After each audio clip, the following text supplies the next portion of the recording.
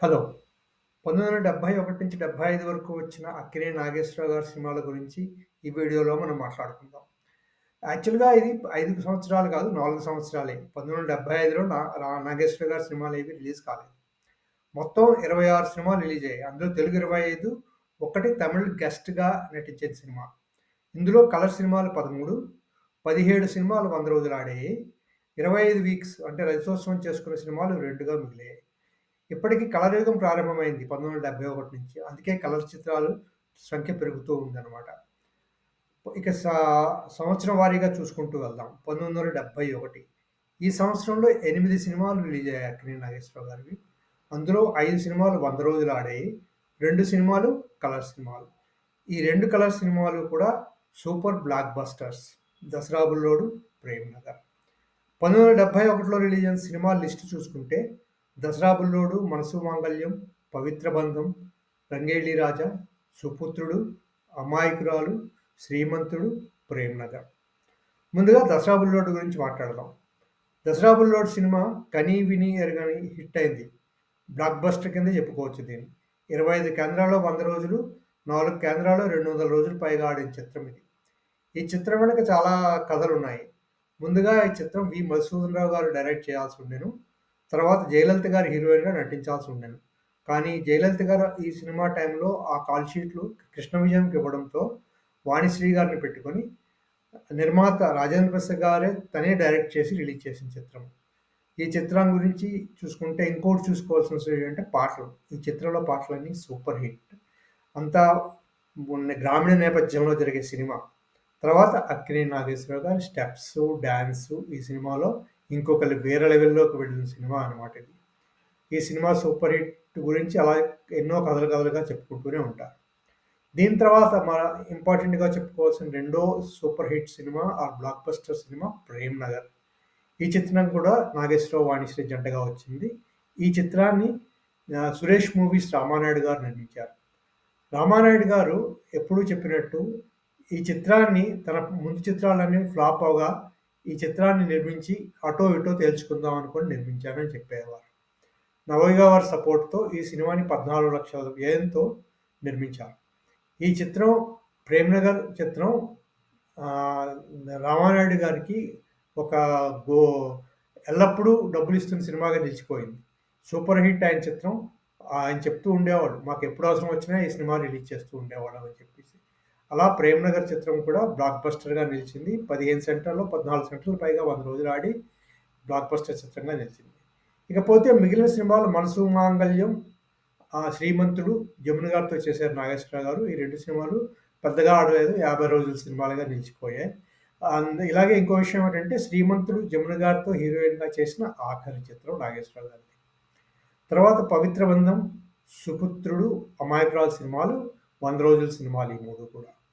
'అమాయకురాలు' cinema Annapurna banner చూసి నాగేశ్వరరావు గారి పూర్తిగా సొంత సినిమా కాదు ఇది. ఎందుకంటే అన్నపూర్ణ వారి సినిమాకి దుక్కుపాటి మధుసూదన్ రావు గారు నిర్మాతగా ఉండేవాడు. ఆయనకి నవేగా వారు చెప్పారు, "మీరు మీకోసం సినిమా తీసుకోండి. ఎప్పుడూ అందరం మా అందరం కలిసి తీసుకుంటే లాభాలు పంచుకోవాల్సొస్తుందంటే" ఆయన అన్నపూర్ణ ఆర్ట్ పిక్చర్స్ అనే బ్యానర్ మీద మొట్టమొదటిసారిగా 'అమాయకురాలు' సినిమా తీశారు. ఇంకో విషయం ఈ సినిమాని మొట్టమొదటిసారిగా అక్కినేని నాగేశ్వరరావు గారు అన్నపూర్ణ ఫిలిమ్స్ అనే పేరు మీద రిలీజ్ చేశారు. పంపిణీ చేశారు. ఈ పంపిణీ సంస్థని ఆయన రాజేంద్ర ప్రసాద్ గారి అన్నయ్య గారు వి. కృష్ణప్రసాద్ గారితో కలిసి స్థాపించారు. కృష్ణప్రసాద్ గారు మేనేజింగ్ పార్ట్నర్‌గా ఈ సంస్థకి పనిచేసి సంస్థను నడుపుతూ ఉండేవాడు. అదండి 1971లో అక్కినేని నాగేశ్వరరావు గారు పంపిణీ సంస్థను ప్రారంభించారనమాట. ఇకపోతే ఈ 5 1971 అలా అక్కినేని నామ సంవత్సరంగా మిగిలిపోయింది. తర్వాత 1972 వద్దాం. 1972లో 7 సినిమాలు రిలీజ్ అయ్యాయి అక్కినేని నాగేశ్వరరావు గారు. అందులో 5 100 రోజుల సినిమాలు, 5 కలర్ సినిమాలు. యాక్చువల్‌గా రిలీజ్ అయిన సినిమాలు 'భార్యాబిడ్డలు', 'రైతు కుటుంబం', 'బీదల పాటలు', 'మంచి రోజులు వచ్చాయి', 'దత్తపుత్రుడు', 'విచిత్ర బంధం', 'కొడుకు కోడలు'. ఇందులో 'కొడుకు కోడలు', 'విచిత్ర బంధం', 'రైతు కుటుంబం' సినిమాలు సూపర్ హిట్ సినిమాలుగా నిలిచాయి. తర్వాత 'భార్యాబిడ్డలు' సినిమా ఇదివరకు తీసిన 'బ్రతుకు తెరువు' సినిమాని మళ్ళీ 'భార్యాబిడ్డలుగా' ప్రసాద్ ఆర్ట్ పిక్చర్స్ వారు తీశారు. ఈ సినిమా కూడా 75 రోజులు పైన ఆడింది. తర్వాత 'బీదల పాటలు' చెప్పుకోవాలి ఈ సినిమా గురించి. చాలా మంచి సినిమా. ఇది యాక్చువల్‌గా విఠలాచార్య గారు, నాగేశ్వరరావు గారితో తీసిన ఒకే ఒక్క సినిమా. నాగేశ్వరరావు గారితో సాంఘిక చిత్రం చేద్దామని చెప్పి 'లే మిజరబుల్' అనే కథ ఆధారంగా తీసిన సినిమా ఇది. కానీ ఈ సినిమా ఫ్లాప్. ఎందుకో తెలీదు. ఇలాంటి సినిమాలు ఆడట్లేదు. తర్వాత అక్కినేని నాగేశ్వరరావు గారిది ఈ సంవత్సరం వచ్చిన మరో మంచి సినిమా 'రైతు కుటుంబం'. ఈ సినిమా చాలా బావుంటుంది. పల్లెటూరు నేపథ్యంలో తీసిన సినిమా. అలాగే 'విచిత్ర బంధం' మళ్ళీ అన్నపూర్ణ ఆర్ట్ పిక్చర్స్ బ్యానర్ మీదే వచ్చింది. అది కూడా మళ్ళీ అన్నపూర్ణ ఫిల్మ్స్ ద్వారానే విడుదలైంది. తర్వాత పద్మశ్రీ పిక్చర్స్ మీద వచ్చిన 'కొడుకు కోడలు'. ఈ సినిమా సూపర్ హిట్ అయిపోయి 8 కేంద్రాల్లో సద్దినోత్సవాలు చేసుకుంది ఆ రోజుల్లోనే. ఇదండి 1972లో నాగేశ్వరరావు గారి సినిమా విశేషాలు. ఇంకా మనం 1973కొద్దాం. ఈ ఏడాది మొత్తం 7 తెలుగు సినిమాలు, గెస్ట్‌గా నటించిన ఒక తమిళ సినిమా రిలీజ్ అయ్యాయి. అంటే మొత్తం 8 సినిమాలు. అందులో 4 సినిమాలు కలర్ సినిమాలు, 5 సినిమాలు 100 రోజులు ఆడాయి. ఇందులో మొదటగా రిలీజ్ అయిన సినిమా 'జగపతి' బ్యానర్‌లో 'దసరా బుల్లోడు' సూపర్ హిట్ తర్వాత, బ్లాక్ బస్టర్ తర్వాత రాజేంద్ర ప్రసాద్ గారు తీసిన 'బంగారు బాబు' సినిమా. ఈ సినిమా కూడా సూపర్ మ్యూజికల్ హిట్. ఈ సినిమాలో పాటలు, అక్కినేని, వాణిశ్రీ స్టెప్స్ చాలా ఫేమస్. ఈ సినిమా కూడా బ్లాక్ బస్టర్‌గా నిలిచి 19 కేంద్రాల్లో 100 రోజులు ఆడింది. అలాగే ఈ సంవత్సరం నాగేశ్వరరావు గారు భక్తుడుగా నటించిన మరో సినిమా రిలీజ్ అయింది చాలా రోజుల తర్వాత. 'భక్త తుకారాం'.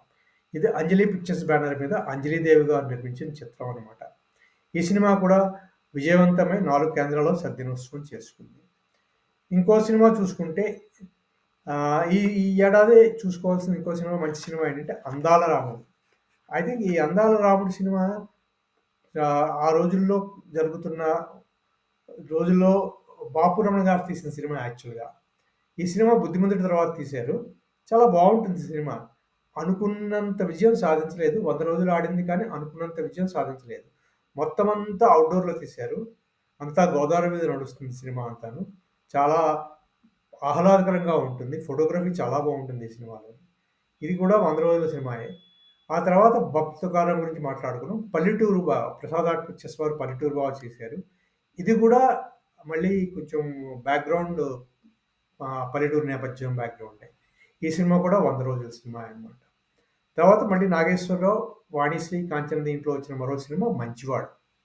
ఈ సినిమా వీనస్ పిక్చర్స్ వాళ్ళు తీశారు. వీనస్ పిక్చర్స్ వారు చాలా రోజుల నుంచి అక్కినేనితో సినిమాలు తీస్తూనే ఉన్నారు.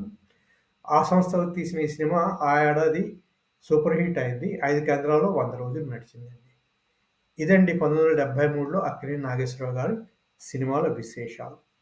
ఇకపోతే 1974కొద్దాం. 74లో 3 తెలుగు సినిమాలు రిలీజ్ అయ్యాయి నాగేశ్వరరావు గారివి. అందులో 2 100 రోజులు ఆడాయి. 2 కలర్ సినిమాలు. సినిమాలు 'ప్రేమలు పెళ్ళిళ్ళు', 'బంగారు కలలు', 'దొరబాబు'. ఈ 3 సినిమాలు రిలీజ్ అయ్యాయి 1974లో. 'బంగారు కలలు', 'దొరబాబు' సినిమాలు 4, 5 కేంద్రాల్లో 100 రోజులు ఆడాయి. 'ప్రేమలు పెళ్ళిళ్ళు' సినిమా బ్లాక్ అండ్ వైట్ సినిమా పెద్దగా ఆడలేదు. 'బంగారు కలలు' అన్నపూర్ణ ఆర్ట్ పిక్చర్స్ వారి బ్యానర్ మీద వచ్చిన నాగేశ్వరరావు గారి స్వంత చిత్రం. తెలుసో తెలియకో ఇదే అక్కినేని నాగేశ్వరరావు గారు అన్నపూర్ణ పిక్చర్స్ ప్రైవేట్ లిమిటెడ్ మీద నటించిన ఆఖరి చిత్రంగా మిగిలింది. 'దొరబాబు' సినిమా అక్కినేని నాగేశ్వరరావు గారు తన హెల్త్ బాగోలేనప్పుడు నటించిన సినిమా. ఈ సినిమా పూర్తవగానే షూటింగు, డబ్బింగు పూర్తవగానే ఆయన అమెరికా వెళ్లారు. అలా 1974లో ఈ సినిమా రిలీజ్ అయ్యాయన్నమాట. ఇకపోతే హీరోయిన్స్ లెక్కన చూసుకుంటే నాగేశ్వరరావు గారికి కొత్త హీరోయిన్స్ స్టార్ట్ అయిందండి 1971 నుంచి. పాత హీరోయిన్స్ అందరూ కూడా ఆల్మోస్ట్ వదిన పాత్రలకి, అమ్మ పాత్రలకి వెళ్ళిపోతూ ఉన్నారనమాట.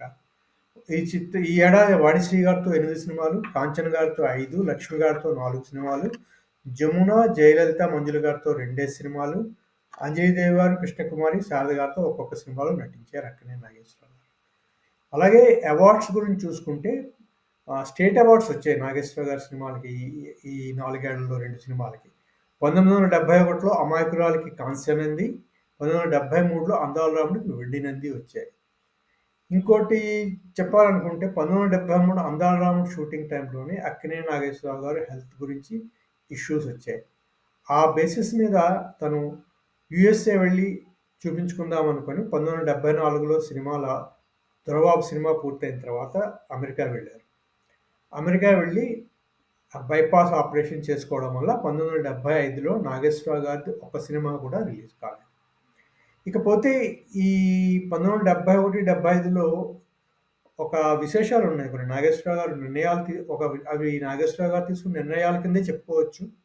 ఒకటి 1971లో అన్నపూర్ణ ఫిల్మ్స్ పంపిణీ సంస్థ స్థాపించారు. అది చెప్పుకున్నాం కదా! అమాయకురాలు మొదటగా రిలీజ్ చేశారని. ఇదేమో తను విబి రాజేంద్ర ప్రసాద్ గారి తమ్ముడు కృష్ణప్రసాద్ అన్నయ్య గారు కృష్ణప్రసాద్ గారితో మేనేజింగ్ పార్ట్నర్‌గా పెట్టుకొని ఈ సంస్థను ప్రారంభించారు.